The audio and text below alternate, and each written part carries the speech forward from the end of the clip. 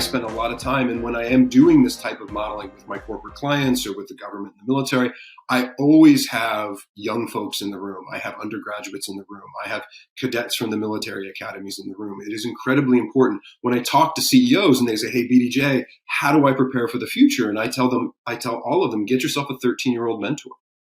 Get yourself a 13-year-old mentor, because their understanding of the world, it will be fundamentally different than you. And plus, they've got one foot in understanding technology and they have another foot still as a kid, so they don't care about you.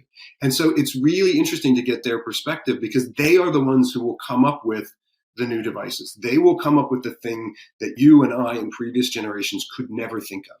And that's what I tell my students when I'm teaching them. I said, look, statistically, you are smarter than I am. You are more brilliant than I am. You will do bigger things in your life than I will. The only reason I'm a professor and the only thing I have on you is experience. And that's my job, is to say, here's some ideas, here's some experience, here's some people that I know, and then let them go and flourish. And that's, I think, so incredibly important, like with your kids and the next generation, is to say, not that, to understand that they're unencumbered and they'll be the brilliant ones. And so for me, what I'm thinking is, so what is that thing that will be technology bending for them?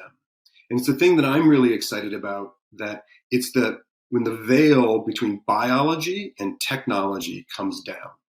The idea where there's no difference between it, and we see little bits of it with synthetic biology, we see little bits of it with CRISPR, but it is such a broad field.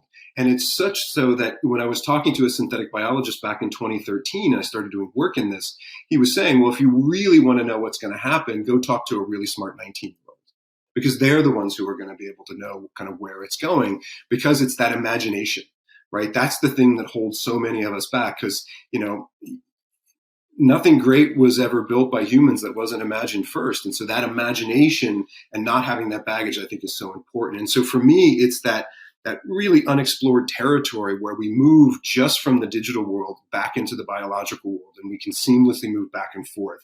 I think that is going to be amazing, where literally your body becomes a hard drive, that the earth becomes a record of the earth. And you can begin to think this free flowing back and forth between DNA and ones and zeros, and what is possible. And I think that is just so uncharted, and it's so amazing.